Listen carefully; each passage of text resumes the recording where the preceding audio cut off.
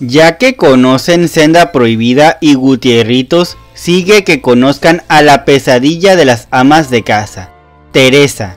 Otra mujer trepadora, pero a diferencia de Nora, la protagonista de nuestra primera historia del corazón, esta era más fría y calculadora. La primera villana en ser la representación de una antiheroína. La historia de una joven universitaria inteligente que repudiaba su condición humilde y la de su familia. Con la intención de ascender en escala social decide seducir y engañar a hombres adinerados, así como una medusa que hipnotiza a sus víctimas. Aunque rechaza el amor de un estudiante de medicina, quien vive en la misma vecindad. Podemos decir que es la típica villana melodramática, dado que representa todo lo que la sociedad de ese tiempo considera inaceptable en una mujer. Y en la presente cápsula conocerán la trama de esta historia, así como de quién es autoría, quién la dirigió, el reparto y cuántas versiones de esta historia se han hecho. Acompáñenme en este recorrido.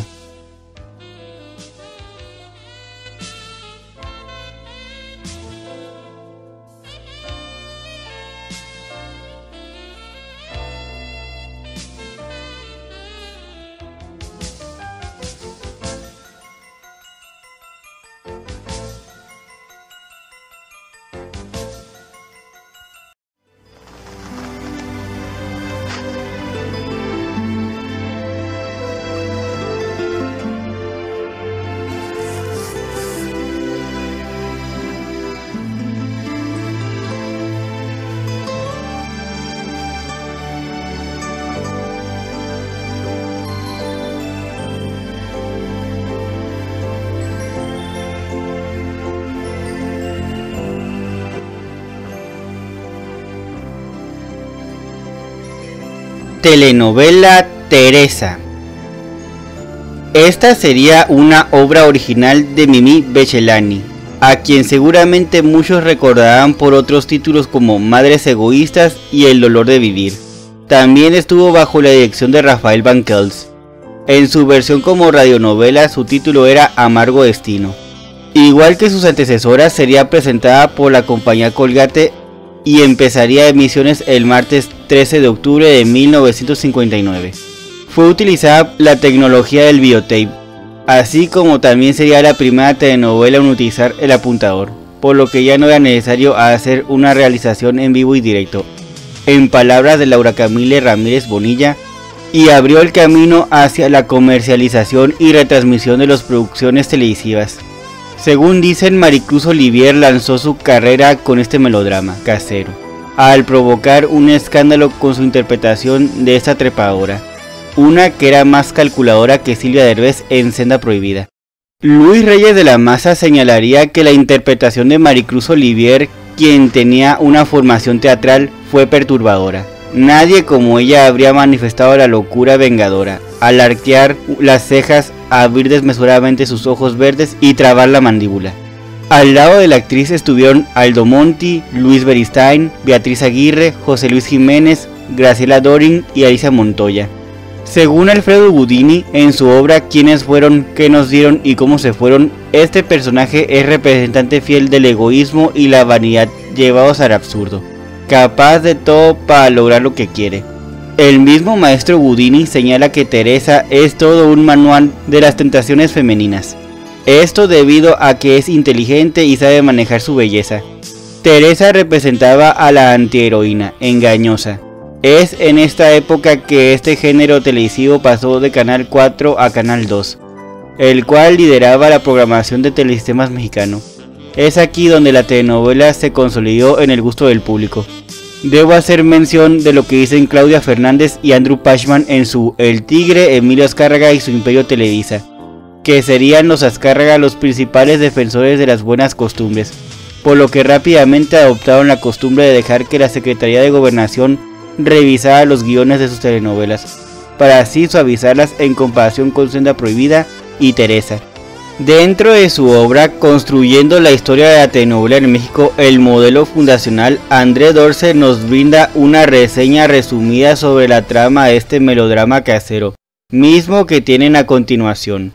Una estudiante universitaria de bajos recursos, Teresa, avergonzada de sus orígenes de clase, elabora un complejo plan de vida consistente en seducir a ricos solterones para escalar socialmente y hacerse de todo aquello que siempre ha querido. Luego de usar a los hombres explotando su capital social y sus bienes materiales, Teresa los desecha rompiéndoles el corazón. Al final ella recibe su merecido castigo, pues su dilema central reside en que el hombre a quien realmente ama es tan pobre como ella, pero la termina despreciando por su maquiavélica codicia. Finalmente ella termina sola y amargada.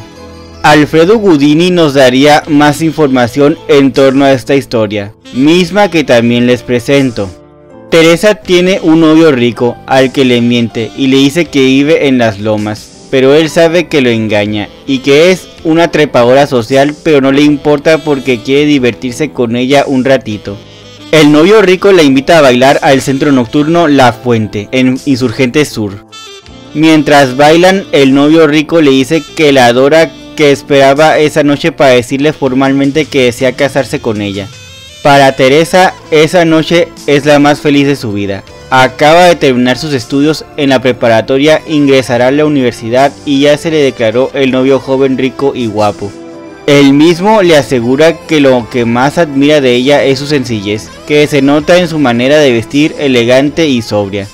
Teresa Martínez estudia leyes en la UNAM, donde coquetea con su profesor Héctor de la Barrera, quien está al tanto de que ella juega con él y en ciertos momentos la frena. Era mala con su mamá, a quien siempre humillaba por ser una señora que lava ajeno y vendía tamales los fines de semana. Su padre es mecánico, razón por la cual siempre estaba manchado de grasa. Ambos se sacrificaban para que su hija tenga una carrera universitaria y alcanzara un mejor nivel social. Vivía en una vecindad de la colonia Doctores, donde odiaba la pobreza en la que se encontraba. Se avergüenza de sus padres, ni siquiera los invita a la fiesta de graduación. El profesor Héctor de la Barrera ayudaría a Teresa a escribir su tesis, por lo que ella viviría un tiempo con él en la colonia Roma, aceptándola como una hermana menor gracias a la orientación del abogado. La tesis de Teresa es alabada en toda la UNAM. Nuestra antiheroína se hace amiga de Luisa, la hermana del profesor de la Barrera, aunque después le quitaría su galán. Pero nuestra villana sí contaba con un amor, Mario, su vecino de la vecindad, un humilde estudiante de medicina, a quien despectivamente siempre llamaba mediquillo de barriada. A pesar de tener el corazón de Teresa, es pobre, como diría Alfredo Guldini. Solo le alcanza para invitar a Teresa a la feria del Parque de los Venados, algo que ella no soporta. El día que Mario se titula, este organiza una fiesta en la fonda del barrio, donde invita a Teresa, quien escapa del lugar. Después ella cambiaría al amor de su vida por un hombre millonario. Solo juega con los sentimientos de este. Ya con un título se va a vivir a su propio departamento en la colonia Condesa. A su madrina de bautizo la llevaría a vivir consigo, donde la pone a servirle como su criada. Al anunciar su compromiso, su futura suegra le pone una trampa, al invitar a sus humildes padres para dejarla en ridículo, donde ella negaría a sus padres. Al momento que su madre pierde la vida, ella va al velorio en la vecindad, donde su padre la echa a la calle, al decirle que su madre murió por culpa suya, por todos los malos tratos. Todos los demás también le dan la espalda, por lo que se va de la vecindad. Si continuamos con el maestro Guldini, él menciona que esa madrugada Teresa ya no es todo lo que quería ser socialmente y pisoteó a todos para ocupar un lugar privilegiado. Moralmente destruida, llega a la feria del Parque de los Venados. Se encuentra en medio de la solitaria e inanimada feria. Los caballitos y la rueda de la fortuna empiezan a dar vuelta. Se ve a sí misma cuando era muy feliz con el novio pobre, Mario, el mediquillo de barriada, que ella despreció. Se casó con una de sus mejores compañeras de la Facultad de Derecho. Teresa grita horrorizada de su amargo destino, título original de este dramón. Se queda sola en el frío de la madrugada de la colonia Narvarte, tira la bolsa despeinada, echa un asco y se va. Por frases como "en la vida los sentimientos que nos estorban hay que matarlos", es que la Teresa de Maricruz Olivier es particularmente recordada. Esta en específico la utilizó en la versión cinematográfica de 1961. En la versión cinematográfica de esta historia, bajo la dirección de Alfredo Becre-Bena, se repetiría el reparto original, aunque se incluyó a un actor de renombre internacional, el español Fernando Rey, quien también sufría por las maldades de Teresa, mientras que Héctor Godoy diera vida a Mario. En el reparto también estarían Lupita Lara y Carlos Becerril. Se estrenaría en el Cine Alameda y el Variedades el 2 de febrero de 1961. Entre los años de 1989 y 1990 se estrenaría la segunda versión de esta historia, en esta ocasión bajo la producción de Lucio Orozco. Contó con Salma Hayek como su protagonista y con Claudio Brock en el papel estelar. Rafael Rojas, Daniel Jiménez Cacho, Miguel Pizarro, Rosa María Bianchi, Patricia Reyes Espíndola y Mercedes Pascual también serían parte del reparto. Luis Terán señala en su crónica de la telenovela Lágrimas de exportación que Lucio Orozco en sus telenovelas se va más por la estilización y un enfoque social que impacte al público por encima de las situaciones lacrimógenas, sin un presupuesto de grandes alcances, aunque con un buen ojo para las locaciones y los decorados que simulan riqueza o miseria. Lucio Orozco consiguió dar una factura muy bien trabajada en Teresa. En entrevista con Alejandro Galán para Momentos de Telenovela, Lucio Orozco habló de su trayectoria. Al momento de hablar de esta producción dijo lo siguiente: descubrí a la estrella, creo que hasta ahorita la más famosa de nuestro país, como la mujer que más ha triunfado en el área de cine de México, fuera de México. Teresa era un personaje que tenía en mi mente no ser una mala de tiempo completo, tenía que ser una villana carismática. No veía yo a nadie, mandé a llamar a Gabriela Roel, que era del cine, y cuando la veo me doy cuenta de que me equivoqué. Me acuerdo que no estaba dentro del rango de la edad que yo veía a Teresa, y otra porque la vi como demasiado afable. Al momento que le preguntan por su elección de Salma Hayek, ella mencionó sobre cómo la conoció. Voy pasando por la oficina de Víctor Hugo y veo a una chava que está sentada. Son como las 3 de la tarde. Es un viernes. Me vio y levantó un poco la ceja. Me vio profundo. Dije, esta es. Me siento y le digo, ¿cómo te llamas? Me dijo, me llamo Salma Hayek. Y luego, ¿tú qué haces? Me dice, pues soy actriz. ¿Qué has hecho? Pensé que había hecho algún papelito pequeño con una novela de Ernesto Alonso. ¿Quieres hacer una prueba el lunes para un protagónico en la telenovela que voy a producir? Se dio el lujo de preguntarme con cierto desdén, ¿cómo se va a llamar? Teresa, me dijo. Lo voy a pensar. No voy a decir los nombres de todas las demás actrices porque para qué, pero era la mejor de todas. Después supe por qué Salma fue muy mañosita. Me dijo, lo voy a pensar. Se robó 20 capítulos de mi oficina de la telenovela y le pidió a Rosa María Bianchi que la entrenara para el personaje en el fin de semana en su casa de Cuernavaca. Ana Elizabeth Terrones Saavedra y Mireia Leiva Uriarte mencionan que para ese entonces Salma Hayek era una actriz principiante que no tuvo la fuerza histórica de su antecesora, resultando un fracaso comparada con la original, además de que a esta se le cambió el final para agradar al público. Son muchos los autores que señalan lo mismo. Pablo Dueñas, para un artículo de Somos, menciona que esta versión palidece en verdad ante el recuerdo del original. Sobre la segunda versión, el maestro Gudini también diría, la jarocha de Hollywood, Salma Hayek se atrevió a una nueva versión televisiva de Teresa y solo el ridículo, pese a que la apoyó un alto ejecutivo. A diferencia con la historia de Maricruz Olivier, donde ella nunca tuvo intimidad con nadie, en este remake sí lo tuvo. Según dicen, a la protagonista le empezó a dar miedo ser tan mala, por lo que pidió que cambiaran los libretos, con lo que se alteró la historia original. El mismo autor también diría en su El Castillo de las Estrellas, la nueva versión requirió de nuevos costureros literarios y modificaron a Teresa en viles versiones libres que nada tenían que ver con el texto original. Inventaron nuevos personajes aburridos sin el menor sentido de lo que es manejar un melodrama clásico.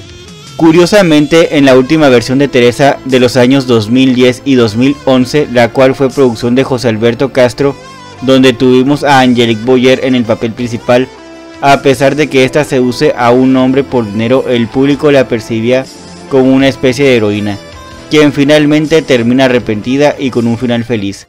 A diferencia de sus versiones anteriores, esta historia contó con dos finales alternativos. En uno donde se ve que Teresa no aprendió su lección, entró a trabajar a una oficina e intenta seducir a su jefe. Y en otra donde encuentra la muerte al ser asesinada por Fernando, un hombre a quien engañó para quedarse con su fortuna. Esta versión también contó con Sebastián Rulli, Ana Brenda Contreras, Aarón Díaz, Margarita Magaña, Daniel Arenas y Cinta Clitbo en el reparto.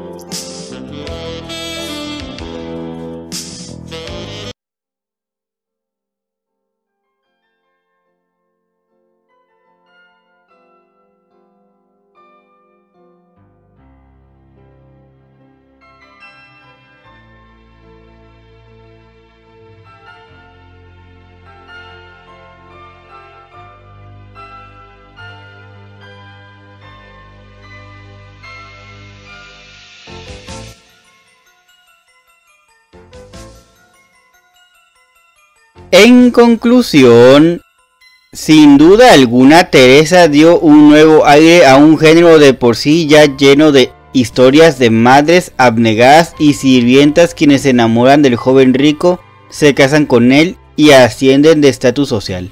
Maricruz Olivier se inmortalizó con este personaje. Muchos dicen que no tanto por su aparición en televisión, sino más bien por su aparición en la pantalla grande.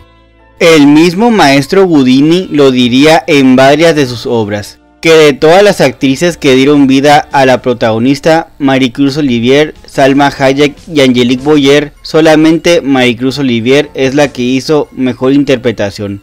Al momento que este melodrama llegó por primera vez a televisión, empezaban las telenovelas en México. Generó tanto impacto que aún se habla de esta historia. Muchos dicen que Teresa es la madre de Rubí, porque ella llegó casi 10 años después de que esta historia se estrenara. Porque como lo mencioné en cápsulas anteriores, si una joven de escasos recursos buscaba llamar la atención de un hombre rico como fue el caso de Nora y Teresa, esta sería castigada por esto y acabaría sola y arrepentida. Teresa siempre llamará la atención, ya que es un personaje clásico del melodrama casero. Dado que en cualquier hogar puede haber una hija vanidosa, es un hecho que desde que la encarnó Maricruz Olivier, se puso de moda decirles a las jovencitas bonitas y con intenciones despiadadas: eres una Teresa, no seas una Teresa, y a veces me das miedo. Podrán hacerse nuevas versiones, pero quienes conocen en palabras del maestro Alfredo Gudini, el mito de Teresa con Maricruz Olivier en la pantalla grandota, la del cine, solo hay una Teresa, la inolvidable Maricruz Olivier.